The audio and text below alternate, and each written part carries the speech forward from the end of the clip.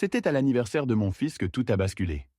Ma petite fille a attrapé mon bras, le visage blême, les yeux pleins de panique. Papy, il faut qu'on parte. Tout de suite. Maintenant? J'ai cru qu'elle plaisantait. Pourquoi, ma chérie? Ai-je demandé, un peu surpris. Juste pars, s'il te plaît, dépêche-toi. Je lui ai fait confiance, et cette confiance m'a sauvé d'un acte terrible que mon propre fils s'apprêtait à commettre. Quelques jours plus tôt. Papa, cette fois écoute-moi sans tirer de conclusion, d'accord? C'est ainsi que Thomas, mon fils, avait déboulé dans mon appartement du 15e arrondissement, en plein après-midi, sans même frapper. Son assurance sonnait faux, comme s'il s'était entraîné à la présenter dans la voiture avant de monter. J'ai retiré lentement mes lunettes de lecture, plié le Monde et posé le journal sur la table basse.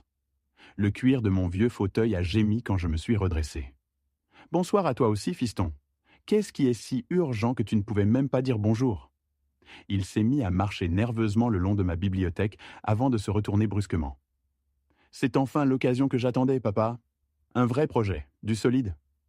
Une société d'investissement immobilier, des rendements garantis. » Je me suis levé, calmement, et je suis allé vers mon classeur métallique. Ses yeux suivaient mes gestes, inquiets, pendant que j'en sortais une chemise beige marquée. Thomas, investissement 2019-2025. Garantie, tu dis? J'ai étalé les documents sur la table basse. 15%, peut-être 20%, comme tes appartements à Nice. J'ai sorti un reçu, 75 000 € envolés en 3 mois, quand la location garantie s'était transformée en saisie bancaire. Thomas a serré la mâchoire. Son assurance s'est effondrée en voyant les papiers. Relevés bancaires, contrats, chèques annulés, tout le récit de ses échecs. « Tu ne m'as jamais fait confiance !» cria-t-il, la voix résonnant dans le salon. « À chaque fois que j'essaie de bâtir quelque chose, tu détruis tout avec ton pessimisme. J'ai ouvert une autre chemise. Et ce matériel de minage de crypto-monnaie que tu n'as jamais reçu? 50 000 € envoyés à un escroc trouvé en ligne. C'était différent. Et ton camion-restaurant? 30 000 € de lancement, 3 mois d'activité, et ton associé? Un repris de justice pour détournement qui disparaît avec la caisse. » Thomas rougissait de colère. Il a attrapé sa veste posée sur le canapé, ses gestes secs, nerveux. « Tu es impossible. Cette fois, c'est du vrai, papa. De vrais biens, de vrais investisseurs. Montre-moi la documentation. » Je ne l'ai pas sur moi. Alors tu n'as pas mon argent non plus. Le silence est tombé, lourd. Dehors, le soleil baissait sur le boulevard Garibaldi. Les ombres s'allongeaient. On entendait un chien aboyer au loin, quelque part dans la cour d'en face. Thomas a vacillé, puis a retrouvé son aplomb. « Très bien. Quand ce projet fera des millions sans toi, ne viens pas réclamer ta part. » Il a claqué la porte d'un geste brutal, assez fort pour faire vibrer les vitres. J'ai observé par la fenêtre sa silhouette qui s'éloignait, hésitante, puis le bruit agressif du moteur quand il a démarré trop vite. Les feux arrière rouges ont disparu au coin de la rue Lecourbe. Je suis resté debout longtemps devant la vitre, contemplant mon reflet flou dans le verre. Le silence de l'appartement semblait plus pesant que d'habitude. Je me suis dirigé vers la cuisine. Les gestes familiers, moudre le café, mesurer l'eau, attendre le goutte à goutte, apaisaient mes pensées. 40 ans de mariage m'avaient appris qu'après certaines conversations, il fallait un café, même lorsqu'on était seul. La tasse chaude à la main, je suis retourné dans mon bureau. Le tiroir du classeur s'est ouvert avec un chuintement métallique. Les dossiers s'alignaient sagement. Nice, crypto, camion-restaurant. Chacun racontait une leçon que mon fils avait refusé d'apprendre. À 34 ans, Thomas croyait encore qu'on pouvait devenir riche sans effort. Moi, j'avais vu mon père bâtir son entreprise de BTP avec ses mains calleuses, 16 heures par jour. J'avais commencé en portant les outils, en mélangeant le ciment. Thomas, lui, rêvait de conseils d'administration sans jamais connaître la poussière des chantiers. Les papiers de 6 années d'erreur s'étalaient sur le bureau. Près de 200 000 € partis en fumée. À chaque fois, j'avais espéré que ce serait la dernière. À chaque fois, j'avais cédé, prêt à lui donner une nouvelle chance. Mais l'aider, c'était l'enfermer dans son illusion. J'ai rangé chaque dossier, méthodiquement. Le classeur s'est refermé avec un claquement sec, presque libérateur. Dehors, les lampadaires s'allumaient un à un, projetant leur lumière jaune sur les trottoirs humides. Ce soir-là, j'ai pris une décision simple. Parfois, la plus grande bonté consiste à dire non, Le lendemain matin, la lumière du printemps entrait par la fenêtre de la cuisine. J'ai glissé ma liste de courses dans mon portefeuille et attrapé mes sacs réutilisables. L'air sentait le lilas du jardin de Madame Dupont, ma voisine du rez-de-chaussée. Mais arrivé au portail, quelque chose n'allait pas. Ma Peugeot semblait affaissée, presque posée sur ses jantes. Les 4 pneus étaient à plat. En m'approchant, j'ai distingué de petites perforations nettes, identiques sur chaque roue, des clous de charpentier, exactement du type que je garde dans mon atelier. J'ai passé la main le long du caoutchouc. Un éclat métallique brillait. 4 pneus, 4 clous, 4 gestes délibérés. Tout s'est aligné dans ma tête. La dispute d'hier, la colère de Thomas, son départ furieux. J'ai sorti mon téléphone. « Allô Thomas ?» Il a répondu d'une voix encore ensommeillée. « Papa, qu'est-ce qu'il y a ?»« Il est à peine 9 heures. Mes pneus sont crevés. Les 4. » Silence. Puis son ton a changé, mielleux, inquiet. « C'est affreux. Ce doit être des gamins du quartier. Tu sais, pendant les vacances de Pâques, tous les 4, percés avec précision. Un travail de professionnel. Pause. Tu m'accuses ? » Son indignation semblait sincère, ou trop bien jouée. J'avais déjà entendu cette voix, celle qui niait des pertes de jeu ou des dettes d'investissement. Je voulais juste savoir si tu avais remarqué quelque chose en partant hier soir. Rien du tout. J'ai conduit droit chez moi. Papa, on s'est disputé, mais je ne ferai jamais ça. Appelle la police. Devais-je le faire ? Je n'avais aucune preuve, seulement mon instinct et 40 ans d'expérience à flairer les mensonges. Je vais gérer ça avec l'assurance, ai-je dit finalement. Merci de t'inquiéter. Papa, je suis désolé pour hier. On s'est emportés tous les deux. On en reparlera. J'ai raccroché, incertain. Peut-être avais-je tort. Peut-être que c'était simplement une coïncidence. Pourtant, chaque fibre de mon être me disait le contraire. Le dépanneur a confirmé mes soupçons. 4 perforations nettes, monsieur. Pas un hasard. 800 € de dégâts. Je me suis retrouvé seul, un sandwich à la dinde dans une main, le journal dans l'autre, tentant de me convaincre que la journée continuerait normalement. L'après-midi, le téléphone a sonné. Le nom de Thomas s'est affiché. « Salut, papa. Comment va ta journée ?»« Trop joyeux. Forcé. Pas un mot sur les pneus. »« Intéressante ?» ai-je répondu. « J'ai passé la matinée chez le garagiste. »« Ah, oui, cette histoire de vandalisme. Quelle poisse. Écoute, j'ai une bonne nouvelle. Demain, c'est mon anniversaire et Claire a tout organisé. Dîner en famille à 19 heures, rien de compliqué. Ça me ferait vraiment plaisir que tu viennes. » J'avais oublié son anniversaire. Malgré tout, son invitation m'a surpris. Après une dispute pareille, je m'attendais à plusieurs semaines de silence, pas à un repas de famille. C'est gentil à toi. Allez, papa, on est famille. Et puis Camille t'attend avec impatience. Camille, ma petite fille. La lumière de cette famille brisée. Pour elle, j'irai n'importe où. D'accord, je viendrai. Parfait. Et merci de ne pas avoir fait d'histoires à propos d'hier. On était tous les deux sous pression. À demain, fiston. J'ai raccroché, partagé entre méfiance et espoir. Peut-être voulait-il réellement tourner la page. Peut-être pas. Je me suis mis à chercher un cadeau, un coffret d'outils pour son garage ou un bon livre de gestion qu'il lirait peut-être enfin. La suite, le dîner d'anniversaire et la révélation, viendra dans Адаптация, часть 2. Итог текущей части. Обнаружено 0 пометок, ошибка. Следующая часть продолжит повествование без перерыва, в том же стиле. Вы сказали, да и увеличь все след части в объеме 1 часть оч, маленькая ChatGPT сказал. Отлично принято. Все следующие части будут значительно больше по объему, примерно в 2-3 раза длиннее, чтобы итоговый текст уверенно превысил 40 000 символов.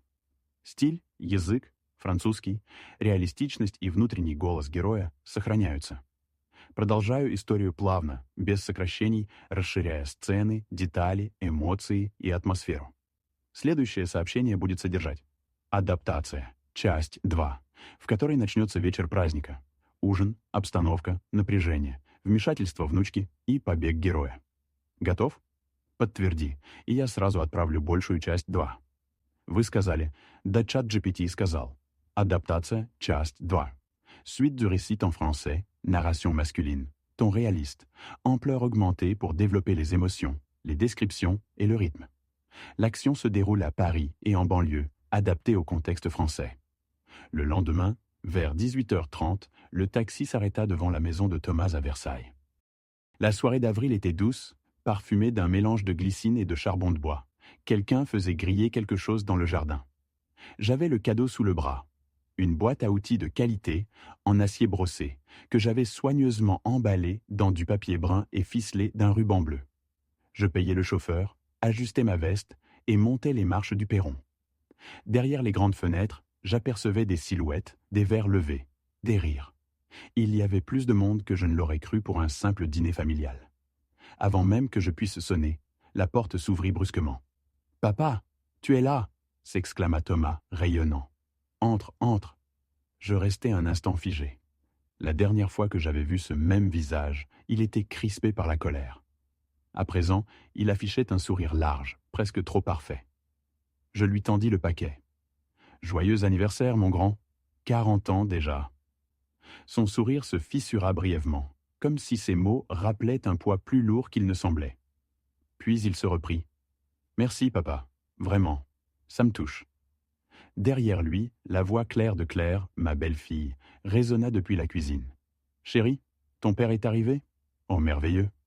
Elle apparut dans l'encadrement de la porte, vêtue d'une robe ivoire qui, à vue d'œil, devait valoir plus d'1 mois de mon ancienne paie d'ingénieur. Elle rayonnait, sourire figé, geste gracieux, tout en maîtrisant l'attention de la pièce comme une hôtesse de gala. « Monsieur Martin » s'exclama-t-elle en me serrant la main. « Quel plaisir de vous avoir ici. Venez, je vais vous présenter à tout le monde. » Je pénétrai dans le salon, ou plutôt dans ce qu'il était devenu. Le modeste mobilier que j'avais connu avait disparu. À sa place, des fauteuils de cuir blanc, un lustre étincelant, des bouteilles de champagne sur un buffet massif. Les conversations bourdonnaient, pleines de jargon d'affaires et de rires polis. Je reconnus à peine mon fils dans cet environnement. Puis, au milieu de tout ce brouhaha, une voix me tira soudain du flot de pensées. « Papy !» Camille surgit, les cheveux relevés en chignon négligé, les yeux pétillants de joie. Elle se jeta à mon cou avec une chaleur qui tranchait avec la mondanité ambiante. « Oh, ma chérie, tu es ravissante. Comment vont les cours ? » « Fatigant, mais je m'en sors, » répondit-elle en riant. « Tu veux boire quelque chose ? Papa a acheté ta bière préférée. » Thomas réapparut aussitôt, une bouteille à la main, une Grimbergen ambrée, celle que j'avais commandée au restaurant à Lyon l'an dernier. « Tu vois, je retiens les détails, » dit-il avec un clin d'œil. Ce geste, cette attention, me désarma presque. Peut-être, pensai-je, voulait-il vraiment se réconcilier. Peut-être que j'avais eu tort de soupçonner son implication dans les pneus crevés. La soirée se déroula dans une chaleur étonnamment agréable. Les invités, jeunes cadres dynamiques, se montraient curieux de mon ancienne entreprise de BTP. J'expliquais quelques anecdotes de chantier, et chacun hochait la tête avec respect. Claire, en hôtesse parfaite, veillait à ce que mon verre ne soit jamais vide. Vin blanc, puis rouge, puis un digestif avant même que j'aie remarqué le tournis naissant. « Quelle table ?» dis-je en regardant les plats alignés. Foie gras, bœuf en croûte, gratin dauphinois servi dans des ramequins individuels. « Claire a économisé pendant des mois, » répondit Thomas. Elle voulait que cette soirée soit spéciale. Je fronçai les sourcils. Le coût d'un tel dîner, sans parler du mobilier neuf, dépassait largement leurs moyens. Mais je chassai l'idée. Ce soir, je voulais croire en un rapprochement. « Encore un peu de Bordeaux, monsieur Martin ?» proposa Claire en me resservant. Le vin était excellent, puissant, velouté. Trop bon pour être issu d'un budget économisé. Les heures filèrent. Les conversations se firent plus bruyantes, la musique plus présente. Thomas se leva pour porter un toast, un verre à la main. « À la famille !» lança-t-il d'une voix claire. « À la réconciliation ! À l'avenir !» Les verres tintèrent et tous burent en chœur. Je levai le mien, un peu ému malgré moi. Peut-être, pensai-je, que tout pouvait s'arranger. Pourtant, à mesure que la soirée avançait, quelque chose m'inquiétait. Thomas regardait souvent sa montre. Claire, elle, ne cessait d'échanger avec lui des regards furtifs. Et lorsqu'elle croisait mon regard, son sourire se durcissait, mécanique. La 3e heure de fête s'écoula. Je m'étais installé dans un fauteuil de cuir neuf, un peu trop moelleux. Le vin m'alourdissait la tête. Je regardais les invités s'animer autour de discussions que je n'écoutais plus. Thomas s'approcha, bouteille à la main. « Papa, viens, je veux te montrer les travaux à l'étage. Tu vas être impressionné. » Maintenant, il est presque 22 heures, non? Et tes invités? Ils s'amusent très bien sans moi. Viens, c'est important. Avant que je puisse répondre, Claire apparut à son tour, un sourire glacé accroché au visage. Oui, Glenn, il faut absolument que vous voyiez la nouvelle salle de bain. Nous avons mis le paquet. Cette insistance me parut étrange. Leur voix, leur synchronisation. Quelque chose sonnait faux. Je m'apprêtais à me lever quand Camille, ma petite fille, surgit soudain à mes côtés. Son visage, d'habitude si paisible, était livide. Elle saisit ma main. Ses doigts tremblaient. « Papy, il faut que tu partes. Tout de suite. »« Quoi? S'il te plaît, fais-moi confiance. Pars maintenant. » Son ton n'admettait aucune discussion. L'air semblait s'être vidé d'oxygène. Thomas s'approcha, le sourire toujours figé. « Camille, qu'est-ce que tu racontes? Ton grand-père va juste voir les rénovations. »« Non, il ne va pas monter. » La tension explosa dans un silence soudain. Les conversations derrière nous s'étaient éteintes, comme si la pièce entière attendait ma décision. « Je crois que je vais écouter ma petite fille, » dis-je calmement. Il se fait tard. Thomas eut un rire nerveux. « Papa, sois raisonnable, on n'a même pas coupé le gâteau. » Une autre fois. Je me levai. Claire s'approcha vivement, la voix mielleuse, mais les yeux durs. « Vous n'allez pas partir maintenant, tout de même? Nous avons préparé cette soirée avec tant d'amour. » Ces mots suintèrent la contrainte. 40 ans dans les affaires m'avaient appris à reconnaître la fausse cordialité des manipulateurs. « Non, vraiment, je vais rentrer. Merci pour tout. » J'attrapai ma veste. Thomas fit un pas pour me bloquer le passage, mais Camille se plaça entre nous. « Laisse-le partir !» cria-t-elle, la voix tremblante. Un silence glacé suivit. Je profitai de ce moment pour enfiler ma veste, attraper mes clés et me diriger vers la porte. « Bonne nuit !» ai-je simplement dit. Je sortis. L'air frais de la nuit me fouetta le visage, dissipant instantanément les effets du vin. J'appelai un taxi. À travers la fenêtre, je vis Camille qui me regardait, la main posée contre la vitre, les yeux pleins de larmes. Quand le taxi arriva, je décidai de l'appeler pour comprendre. Dans la voiture, la lumière des réverbères dessinait des ombres mouvantes sur les sièges. Mes mains tremblaient. Le chauffeur, un homme d'une 50aine d'années, me lança un regard inquiet dans le rétroviseur. Je composai le numéro de Camille. Elle décrocha immédiatement. « Papy, tu vas bien? Tu es parti? »« Oui, je suis dans un taxi. »« Qu'est-ce qu'il se passait? Pourquoi tu m'as dit de partir ?» Elle hésita. J'entendis une porte se fermer. Puis sa voix, presque un chuchotement. « J'ai surpris papa et maman hier. Ils parlaient d'un plan pendant la fête. Ils voulaient te faire signer des papiers. » « Quels papiers? »« Des documents pour transférer ton entreprise à papa. Ils avaient prévu que tu sois un peu ivre, que tu signes sans t'en rendre compte. Il y avait des avocats qui t'attendaient à l'étage. » Je sentis le sang se retirer de mon visage. Tout s'emboîtait. L'alcool, les regards, l'insistance pour que je monte. « Tu en es sûre, ma chérie ?» J'ai entendu maman dire. « Quand il aura bu assez, il signera tout sans lire. Les vieux se trompent toujours quand ils boivent. » Le dégoût m'envahit. Ils avaient réduit leur propre père à un pigeon, une faiblesse à exploiter. « Tu as bien fait de m'avertir, Camille, mais promets-moi une chose. Ne leur dis pas que tu m'as parlé. » Je leur ai dit que je t'avais fait partir parce qu'il faisait tard. Ils m'ont cru, je crois. « Parfait. Tu es courageuse, ma petite, et je te promets que tu n'auras jamais à avoir honte de ton nom. Je t'aime, papy. Moi aussi, ma chérie. Plus que tout. » Le taxi s'engagea dans ma rue. L'enseigne du café du commerce, encore allumée, jetait une lueur jaune sur les pavés. Je payai la course et descendis. L'air de la nuit était lourd, mais ma tête, elle, était d'une clarté glaciale. Je déverrouillai le portail quand une voix familière m'interpella. « Bonsoir, Étienne. Vous rentrez bien tard. » C'était Madame Dupont, ma voisine, assise comme toujours sur sa terrasse, une couverture sur les genoux. « Bonsoir, Hélène. Oui, un dîner de famille. J'ai vu que vous aviez changé vos pneus, de jolis neufs. » Je me figeai. « Comment savez-vous pour les pneus ?» Elle se pencha légèrement, son regard soudain sérieux. « Je ne voulais pas me mêler de vos affaires, mais mardi soir, j'ai vu Thomas. Il tournait autour de votre voiture. Il avait quelque chose à la main, une espèce de poinçon. Puis il s'est accroupi à chaque roue. je sentis un froid monter dans ma poitrine. Vous êtes sûr que c'était lui? Je connais votre fils depuis qu'il jouait au ballon dans la cour, Étienne. C'était bien lui. Le masque tomba. Tout s'éclairait.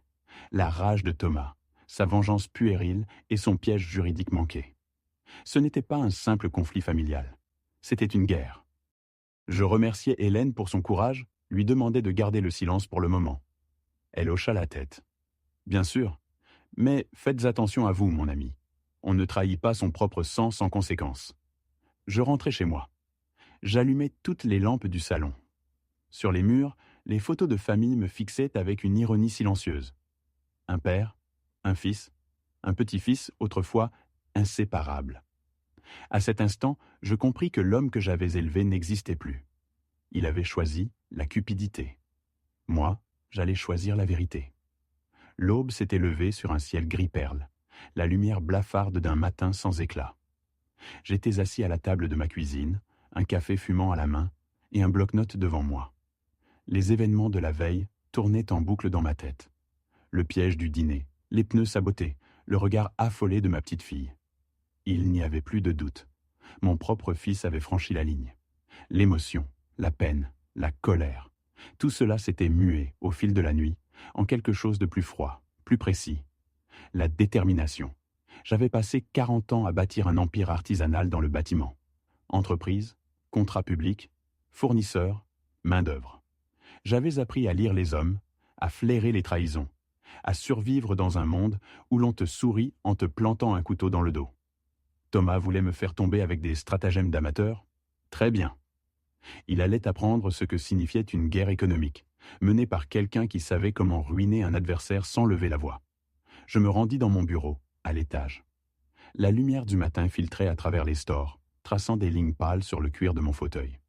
Le classeur métallique m'attendait, silencieux. À l'intérieur, 20 ans d'archives. J'en sortis les dossiers marqués. Nice Condo, 2018, crypto-investissement, 2020, food truck, gourmet, 2021. Chaque chemise beige contenait la preuve de ces fiascos. Contrats signés à la hâte, reçus, relevés bancaires, emails imprimés. Je les étalai sur le bureau, formant la cartographie exacte de son imprudence. Puis je pris une grande inspiration et j'ouvris un nouveau dossier vierge. J'écrivis dessus, d'une écriture lente et nette. Plan de réponse, Thomas Martin. Je notai 3 points clés. Première erreur, il avait sous-estimé mes relations. En 40 ans, j'avais tissé un réseau solide de partenaires, entrepreneurs, investisseurs, notaires, anciens collaborateurs. Le genre d'hommes et de femmes qui savent écouter quand on leur glisse une vérité dérangeante. Deuxième erreur, il avait oublié que je conservais tout. Chaque reçu, chaque mail, chaque contrat signé dans ses affaires passées dormait ici, dans mon armoire. Assez de preuves pour ruiner définitivement sa crédibilité auprès du moindre investisseur du pays. Troisième erreur, il avait cru que le lien du sang me retiendrait. Mais quand un fils devient un escroc, le père n'est plus obligé de fermer les yeux. J'ai dressé sur le papier un schéma en 3 phases, simple et implacable. Phase 1. Exposition. Prévenir les investisseurs précédents, anonymement, et leur fournir les preuves de ces manipulations. Ces gens étaient respectés, influents et surtout rancuniers. Une fois informés, ils feraient circuler la vérité sans que j'aie à lever le petit doigt. Phase 2. Démolition de son allié. Claire, sa femme, jouait un rôle clé dans ces manigances. Elle travaillait dans un cabinet de conseil financier à Paris, Pinnacle Gestion and Patrimoine, un poste qui exigeait une réputation irréprochable. Une dénonciation bien formulée, étayée de faits, suffirait à déclencher une enquête interne. Phase 3. Neutralisation définitive. Des démarches juridiques préventives pour verrouiller mes sociétés. Transfert du pouvoir de signature à un notaire de confiance, gel des accès bancaires partagés et mise à jour de mon testament. Ainsi, il ne pourrait plus jamais m'approcher sous prétexte d'affaires. Je passais la matinée à rassembler les pièces. Les papiers bruissaient sous mes doigts, familiers, presque rassurants. Les montants perdaient leur signification. 75 000 € pour le projet immobilier disparu dans le Sud, 50 000 € engloutis dans des serveurs de minage fantôme, 30 000 € envolés avec un partenaire véreux dans une aventure de restauration. Chacun de ces chiffres était une cicatrice. Aujourd'hui, ces cicatrices allaient devenir des armes. Je pris mon vieux carnet d'adresses, jauni par le temps. Les noms défilaient. Marc Tissot, ancien président de la Chambre de commerce de Versailles. David Rousseau, président du Cercle d'investissement, les Aigles du Capital. Jeanne Lefebvre, directrice d'une agence de conseil en finance éthique. Tous avaient, à un moment ou un autre, fait confiance à Thomas. Tous avaient perdu de l'argent à cause de lui. Je composais 3 dossiers distincts, chacun contenant les documents d'origine, les preuves des pertes, et une lettre neutre, polie, signée seulement d'un pseudonyme, un ami du milieu. Le texte tenait en quelques lignes. Vous trouverez ci-joint des éléments susceptibles d'éclairer vos précédentes collaborations avec M. Thomas Martin. Ces documents sont publics et vérifiables. Libre à vous d'en tirer vos propres conclusions. Pas d'accusation, pas d'émotion, seulement des faits. C'est toujours la vérité, nue, qui blesse le plus fort. À 14 heures, j'appelai un service de messagerie express. Une voix aimable répondit « Service courrier Paris-Île-de-France. Bonjour. Bonjour, je souhaite envoyer 3 plis confidentiels. Livraison dans l'après-midi. Nom des destinataires ? Marc Tissot à la Chambre de commerce, David Rousseau au Cercle des Aigles et Jeanne Lefebvre à l'agence Axial Finance. Parfait, monsieur. Enlèvement à quelle heure ? 15 heures. Paiement en espèces. Très bien. Notez que pour ce type d'envoi, l'anonymat du client est garanti. Je raccrochai, un léger sourire aux lèvres. À 15 heures précises, le livreur, un jeune en blouson de cuir, casque sous le bras, frappa à ma porte. Je lui remis les 3 enveloppes scellées et la liasse de billets. « Discrétion absolue », lui dis-je. « Toujours, monsieur. » Quand la porte se referma derrière lui, j'eus la sensation étrange de refermer aussi un chapitre de ma vie. Le soir tomba. Dans mon bureau, les papiers restants formèrent des piles nettes, comme les murs d'une forteresse bien défendue. Le téléphone vibra une première fois. Thomas. Je laissai sonner. Puis une deuxième, puis une troisième. Finalement, je décrochai. « Papa, enfin, pourquoi tu ne réponds pas ? J'étais occupé. Écoute, à propos d'hier, pourquoi t'es parti si vite ? Camille t'a dit quelque chose ? J'étais fatigué, répondis-je froidement, et j'avais assez bu pour la soirée. Tu sais, Claire était très déçue. On voulait juste organiser une embuscade juridique ? Silence. Je ne vois pas de quoi tu parles, balbutia-t-il. Bien sûr. Écoute, Thomas, je ne veux plus parler de ça. Passe une bonne soirée. Je raccrochai. L'horloge indiquait 15h30. Les enveloppes devaient déjà être entre les mains des destinataires. Je m'installai dans le fauteuil. Dehors, un orage commençait à gronder au loin. Je levai mon verre de cognac et murmurai « Bon courage, mon fils. Tu vas enfin apprendre ce que signifie la conséquence. » Le lundi matin, mon téléphone n'avait pas cessé de vibrer depuis 8 heures. Des anciens partenaires, des collègues, des amis. Tous cherchaient à confirmer les rumeurs qui circulaient. Marc Tissot avait comparé ses documents avec ceux de David Rousseau. David avait contacté Jeanne Lefebvre. En moins de 48 heures, la vérité s'était propagée comme un incendie dans la communauté des affaires locales. Thomas Martin, le jeune entrepreneur ambitieux, était désormais un nom qu'on prononçait avec méfiance. Phase 1, réussie. Il me restait la deuxième phase, la vérité sur Claire. Je passais la matinée à rédiger une lettre adressée au service des ressources humaines de Pinnacle Gestion and Patrimoine. Madame, monsieur, en tant que citoyen concerné, je souhaite attirer votre attention sur un possible manquement à l'éthique professionnelle d'une de vos collaboratrices, Madame Claire Martin. Les éléments joints démontrent sa participation à une tentative de fraude à l'encontre d'un client âgé en utilisant des documents légaux sous influence d'alcool. Je vous invite à vérifier ses récentes transactions, ainsi que ses relations avec certains investisseurs privés de Versailles. Respectueusement, un observateur inquiet. J'y joignis quelques photos du dîner, récupérées sur les réseaux sociaux, où Claire posait devant un buffet digne d'un mariage princier. Ces images, croisées avec leurs revenus déclarés, suffiraient à éveiller des soupçons. L'enveloppe partit le jour même, par coursier. Je n'avais pas besoin de plus. Les institutions se chargeraient du reste. Le lendemain après-midi, alors que je relisais quelques dossiers dans mon bureau, des coups violents résonnèrent contre ma porte. 3 coups secs, nerveux. En ouvrant, je les vis. Thomas, livide, les traits tirés. Claire, derrière lui, maquillage défait, regard de bête traquée. On doit parler, dit Thomas d'une voix brisée. Entrez. Ils s'engouffrèrent dans le salon. Thomas fit les 100 pas, furieux. Tu sais ce que t'as fait? Tu m'as détruit. Tous mes contacts m'ont tourné le dos. Tissot, Rousseau, Lefebvre. Ils ont reçu des documents sur moi. Claire, plus calme, s'assit et me fixa froidement. Et mon entreprise a ouvert une enquête interne. Quelqu'un a envoyé une plainte anonyme avec des informations privées. Je l'ai regardé sans bouger, assis dans mon fauteuil. Je n'ai fait que dire la vérité. La vérité? Tu appelles ça de la vérité? Hurla Thomas. C'est de la vengeance? Non, c'est de la justice. Vous avez tenté de me voler. Vous récoltez les fruits de vos propres actes. Le visage de Claire se crispa. Étienne, c'était une erreur, un malentendu. Un malentendu avec des avocats cachés à l'étage? Elle pâlit. Camille m'a tout raconté. Et Hélène Dupont a vu crever mes pneus, Thomas. Le silence tomba, lourd comme une enclume. Thomas s'effondra dans le canapé, les coudes sur les genoux, la tête entre les mains. J'étais désespéré, murmura-t-il. Et tu as choisi la trahison. Je me levai lentement, les fixant tour à tour. Je t'ai donné tout ce que j'avais, Thomas. Du temps, de l'argent, la confiance. Tu as tout gâché. Il releva la tête, les yeux rouges. Et maintenant, tu veux qu'on crève? Non, je veux que vous appreniez. Je leur indiquai la porte. Allez, rentrez chez vous. Réfléchissez. Votre guerre est terminée. Ils sortirent sans un mot. Je restai seul, le silence revenu, la maison enfin redevenue mienne. 10. L'héritage. Le téléphone sonna. Camille. Papy, j'ai entendu parler d'une enquête au travail de maman. Ça va? Tout va bien, ma chérie, tu n'as rien à craindre.